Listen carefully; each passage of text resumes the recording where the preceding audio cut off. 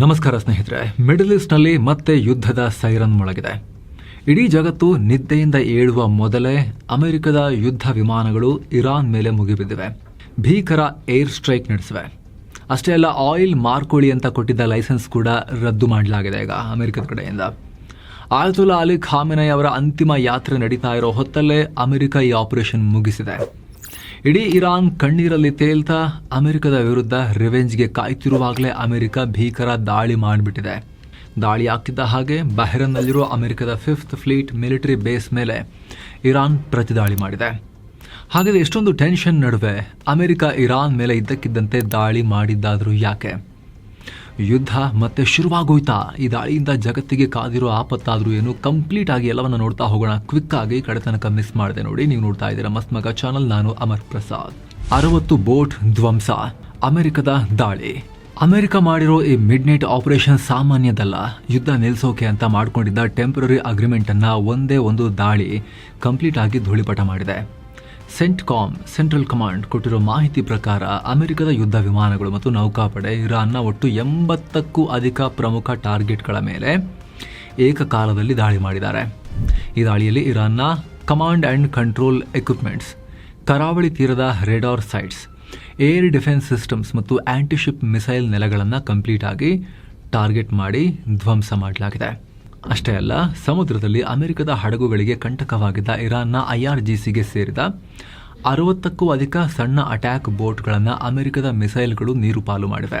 ಇರಾನ್ನ ಪ್ರಮುಖ ಆಯಕಟ್ಟಿನ ಜಾಗಗಳಾದ ಖೇಶಮ್ ಐಲ್ಯಾಂಡ್ನ ಕನಿಷ್ಠ 7 ನೆಲೆಗಳು, ಸಿರಿಕ್ನ 6 ನೆಲೆಗಳು ಮತ್ತು ಬಂದರ್ ಅಬ್ಬಾಸ್ನ ಟೆಲಿಕಮ್ಯುನಿಕೇಷನ್ ಟವರ್ಗಳು ಸೇರಿ ಒಟ್ಟು 10 ನೆಲೆಗಳ ಮೇಲೆ ಅಮೆರಿಕದ ಪ್ರೆಸಿಷನ್ ಸ್ಫೋಟಕಗಳು ಬಿದ್ದಿವೆ. ಇಂಟರ್ನ್ಯಾಷನಲ್ ಟ್ರೇಡ್ ಕಾರಿಡಾರ್ನಲ್ಲಿ ಜಾಗತಿಕ ವ್ಯಾಪಾರಕ್ಕೆ ಇರಾನ್ ತೊಂದರೆ ಕೊಡ್ತಿರೋದ್ರಿಂದ ಇರಾನ್ನ ದಾಳಿ ಮಾಡೋ ಕೆಪಾಸಿಟಿಯನ್ನು ಕಮ್ಮಿ ಮಾಡೋಕೆ ಸ್ಟ್ರೈಕ್ ಮಾಡಲಾಗಿದೆ ಅಂತ ಸೆಂಟ್ಕಾಮ್, ಅಮೆರಿಕದ ಸೆಂಟ್ರಲ್ ಕಮಾಂಡ್ ಮಾಹಿತಿ ಕೊಟ್ಟಿದೆ. ಇದರ ಜೊತೆಗೆ ಒಪ್ಪಂದವನ್ನು ಪಾಲಿಸದೆ ಹೋದರೆ ಇರಾನನ್ನು ಹೇಗೆ ಹೊಣೆಗಾರನನ್ನಾಗಿ ಮಾಡಬೇಕು ಅನ್ನೋದು ನಮಗೆ ಚೆನ್ನಾಗಿ ಗೊತ್ತು. ಅದಕ್ಕೆ ನಮ್ಮ ಸೇನೆ ರೆಡಿಯಾಗಿದೆ ಅಂಥೇಳಿ ಅಮೆರಿಕ ವಾರ್ನಿಂಗ್ ಕೊಟ್ಟಿದೆ. ಅಧ್ಯಕ್ಷ ಡೊನಾಲ್ಡ್ ಟ್ರಂಪ್ ಅವರು ನ್ಯಾಟೋ ಸಮ್ಮಿಟ್ನಲ್ಲಿ ಇರೋ ಟೈಮ್ನಲ್ಲೇ ಇದಕ್ಕೆ ಆರ್ಡರ್ ಕೊಟ್ಟಿದ್ದಾರೆ, ಈ ದಾಳಿಗೆ ಇರಾನ್ ಮೇಲೆ ದಾಳಿ ಮಾಡೋಕ್ಕೆ. US ಮಿಲಿಟರಿ ಟಾರ್ಗೆಟ್ಗಳ ಮೇಲೆ ಅಟ್ಯಾಕ್. ಆ ಕಡೆ ಇರಾನ್ ಸುಮ್ಮನೆ ಕೂತಿದ್ಯಾ? ಖಂಡಿತ ಇಲ್ಲ. ಅಮೆರಿಕದ ದಾಳಿಗೆ ಒಂದೇ ರಾತ್ರಿಯಲ್ಲಿ ಇಡೀ ಮಿಡಲ್ ಈಸ್ಟ್ ನಡುಗುವಂತಹ ಭೀಕರ ಕೌಂಟರ್ ಅಟ್ಯಾಕ್ ಮಾಡಿದೆ. ಇರಾನ್ನ IRGC ನೇರವಾಗಿ ಬಹ್ರೇನ್ ಮತ್ತು ಕುವೈತ್ಗಳಲ್ಲಿರೋ ಅಮೆರಿಕದ ಮಿಲಿಟರಿ ನೆಲೆಗಳ ಮೇಲೆ ಮುಗಿಬಿದ್ದಿದ್ದಾರೆ. IRGC ನೌಕಾಪಡೆ ಮತ್ತು ಏರ್ಫೋರ್ಸ್ ಜಂಟಿಯಾಗಿ ಮಿಡ್ ನೈಟ್ ಆಪರೇಷನ್ ನಡೆಸಿ ಬರೋಬ್ಬರಿ 85 ಪ್ರಮುಖ US ಮಿಲಿಟರಿ ಫೆಸಿಲಿಟೀಸ್ ಮೇಲೆ ಏಕಕಾಲಕ್ಕೆ ಮಿಸೈಲ್ ಮತ್ತು ಆತ್ಮಾಹುತಿ ಡ್ರೋನ್ಗಳ ಮಳೆಯನ್ನು ಸುರಿಸಿದ್ದಾರೆ. ಅಷ್ಟೇ ಅಲ್ಲ, ಅಮೆರಿಕದ ಅತ್ಯಂತ ದುಬಾರಿ ಕಣ್ಗಾವಲು ಡ್ರೋನ್ ಆಗಿರೋ MQ-9 ರೀಪರ್ ಡ್ರೋನ್ನ ಇರಾನ್ ಏರ್ ಡಿಫೆನ್ಸ್ ಹೊಡೆದು ಹಾಕಿದೆ. ಇರಾನ್ನ ಈ ಭೀಕರ ಕ್ಷಿಪಣಿ ದಾಳಿಯಿಂದ ಇತ್ತ ಕುವೈತ್ನಲ್ಲೂ ಕೂಡ ಯುದ್ಧದ ವಾತಾವರಣ. 20% ಆಯಿಲ್ ಕಂಟ್ರೋಲ್, ಹೊರ್ಮುಜ್ ಜಲಸಂಧಿಯ ಕದನ. ಸ್ನೇಹಿತರೆ, ಇದ್ದಕ್ಕಿದ್ದ ಹಾಗೆ ಅಮೆರಿಕ ದಾಳಿ ಮಾಡೋಕ್ಕೆ ಏನು ಕಾರಣ? ಮುಖ್ಯವಾಗಿ ಇರಾನ್ ಹೊರ್ಮುಜ್ ಮೇಲೆ ಕಂಟ್ರೋಲ್ ಸಾಧಿಸೋಕೆ ಟ್ರೈ ಮಾಡ್ತಾ ಇತ್ತು. ಅದು ಕಳೆದ 2 ದಿನಗಳಿಂದ ಈ ಭಾಗದಲ್ಲಿ ಚಲಿಸ್ತಾ ಇದ್ದ 3 ಕಮರ್ಷಿಯಲ್ ಹಡಗುಗಳ ಮೇಲೆ ಇರಾನ್ ಮಿಸೈಲ್ ನುಗ್ಗಿಸಿತ್ತು, ಡ್ರೋನ್ ಹಾರಿಸಿ ಹೊಡೆದಿತ್ತು. ಅದರಲ್ಲೂ ಕತರ್ ದೇಶಕ್ಕೆ ಸೇರಿದ $1 ಬಿಲಿಯನ್ ಬೆಲೆಯ ಅಲ್ ರಕಯ್ಯಾತ್ ಅನ್ನೋ ಬೃಹತ್ LNG ಟ್ಯಾಂಕರ್ ಮೇಲೆ ಇರಾನ್ ಸ್ಫೋಟಕ ಹಾಕಿ ಡ್ಯಾಮೇಜ್ ಮಾಡಿತ್ತು. ಒಮಾನ್ ಕರಾವಳಿಯಿಂದ 8 ನಾಟಿಕಲ್ ಮೈಲು ದೂರದಲ್ಲಿ ಹೋಗ್ತಾ ಇದ್ದ ಹಡಗಿನ ಎಂಜಿನ್ ರೂಮ್ಗೆ ಬೆಂಕಿ ಬಿದ್ದಿತ್ತು, ಕಂಪ್ಲೀಟ್ ಹೊಗೆ ತುಂಬಿಕೊಂಡಿತ್ತು. ಇದನ್ನು ಬ್ರಿಟನ್ನ UKMTO ಕನ್ಫರ್ಮ್ ಮಾಡಿತ್ತು. ಇದರ ಬೆನ್ನಲ್ಲೇ ಸೌದಿ ಅರೇಬಿಯಾದ ಸೂಪರ್ ಟ್ಯಾಂಕರ್ ಮೇಲೂ ಕೂಡ ದಾಳಿ ಮಾಡಿತ್ತು ಇರಾನ್. ಅಷ್ಟಕ್ಕೂ ಇರಾನ್ ಈ ಹಡಗುಗಳ ಮೇಲೆ ಯಾಕೆ ದಾಳಿ ಮಾಡ್ತಿದೆ ಗೊತ್ತಾ? ಜೂನ್ ತಿಂಗಳಲ್ಲಿ ಇರಾನ್ ಜೊತೆಗೆ ಆಗಿದ್ದ ಇಸ್ಲಾಮಾಬಾದ್ ಒಪ್ಪಂದದ ಪ್ರಕಾರ ಆ ರೀತಿ ಕರ್ಕೊಳ್ತಿದ್ದಾರೆ ಪಾಕಿಸ್ತಾನಿಯರು.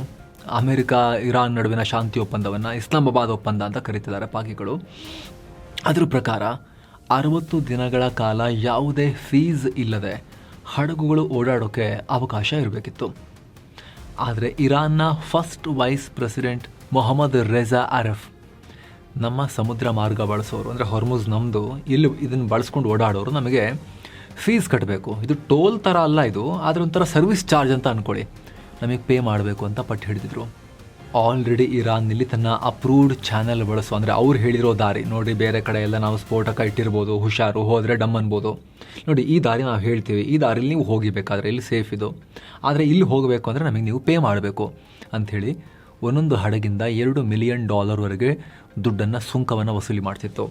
ಆದರೆ ಈಗ ಹೊಸದಾಗಿ ಇರಾನ್ ಹೊಡೆದಿರೋ 2 ಹಡಗುಗಳು ಅವರು ಆ ದಾರಿಯಲ್ಲಿ ಇರಾನ್ ಹೇಳಿದ ಪಾತ್ನಲ್ಲಿ ಸುಂಕ ಕೊಟ್ಟು ಹೋಗಿರಲಿಲ್ಲ. ಅವರು ಒಮಾನ್ ಕರಾವಳಿ ತೀರದಲ್ಲಿ ದೂರದಲ್ಲಿ ಹೋಗೋಕ್ಕೆ ಪ್ರಯತ್ನ ಪಡ್ತಾಯಿದ್ರು, ನಾವಿಲ್ಲಿಂದ ಹೋಗ್ತೀವಿ ಅಂತ, ಒಮಾನ್ ಪಕ್ಕದ ಕರಾವಳಿಯಿಂದ. ಇದರಿಂದ ಸಿಟ್ಟಾದ ಇರಾನ್ ಹಡಗುಗಳನ್ನು ಟಾರ್ಗೆಟ್ ಮಾಡಿದೆ. ಇರಾನ್ ಆರ್ಥಿಕತೆಗೆ ಪೆಟ್ಟು, ಆಯಿಲ್ ಲೈಸೆನ್ಸ್ ರದ್ದು. ಸ್ನೇಹಿತರೆ, ಇರಾನ್ ಈ ಪ್ರದೇಶದಲ್ಲಿ ಪ್ರಾದೇಶಿಕ ಗೂಂಡಾ ರೀತಿಯಲ್ಲಿ ಕಂಟ್ರೋಲ್ ತಗೊಳ್ಳೋಕೆ, ಪ್ರಭಾವ ಬೀರೋಕೆ ಪ್ರಯತ್ನ ಪಡೋಕೆ ಶುರು ಮಾಡಿದ ತಕ್ಷಣ ಅಮೆರಿಕ ಈ ದಾಳಿ ಮಾಡಿ ಇಡೀ ಇರಾನ್ ಆರ್ಥಿಕತೆಯನ್ನೇ ICUಗೆ ತಳ್ಳೋಕೆ ಪ್ರಯತ್ನ ಪಟ್ಟಿದೆ. ಅದರ ಮೊದಲ ಹಂತವೇ ಜನರಲ್ ಲೈಸೆನ್ಸ್ ಎಕ್ಸ್ ಕ್ಯಾನ್ಸಲೇಷನ್.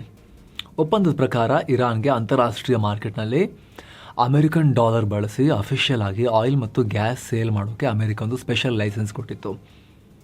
ಇದರಿಂದ ಇರಾನ್ ಬಳಿ ಸ್ಟಾಕ್ ಆಗಿರೋ ಕೋಟ್ಯಂತರ ರೂಪಾಯಿ ಮೌಲ್ಯದ ಕಚ್ಚಾ ತೈಲವನ್ನು ಮಾರಿ ಜಾಗತಿಕ ಮಾರುಕಟ್ಟೆಯಿಂದ ಬಿಲಿಯನ್ ಗಟ್ಟಲೆ ಡಾಲರ್ ಹಣವನ್ನು ಸಂಪಾದಿಸೋಕೆ ಇರಾನ್ಗೆ ಅವಕಾಶ ಕೊಟ್ಟಿತ್ತು. ಆದರೆ ಈಗ ಇರಾನ್ ಹಾರ್ಮುಜ್ನಲ್ಲಿ ದಾಳಿ ಮಾಡಿದ ಬೆನ್ನಲ್ಲೇ ಈ ಲೈಸೆನ್ಸನ್ನು ರದ್ದು ಮಾಡಿದೆ ಅಮೆರಿಕ.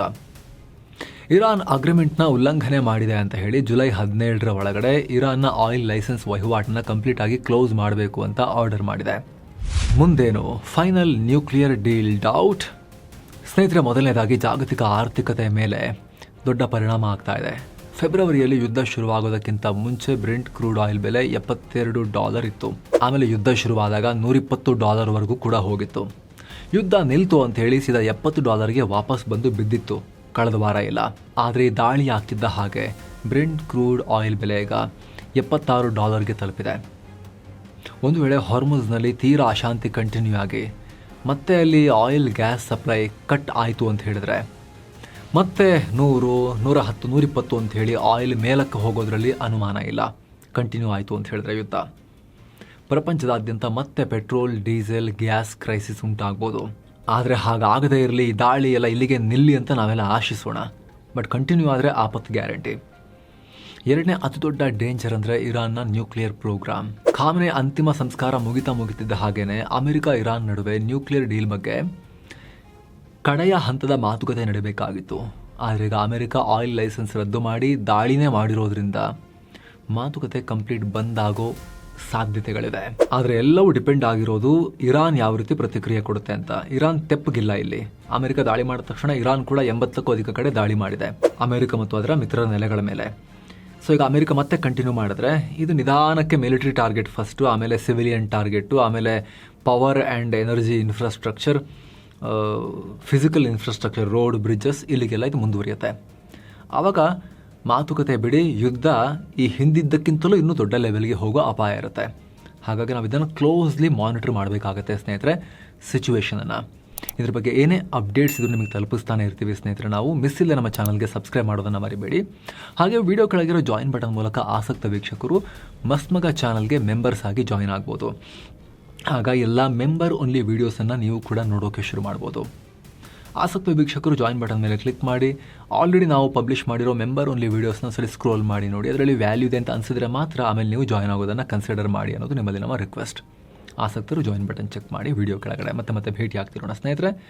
ನಮಸ್ಕಾರ.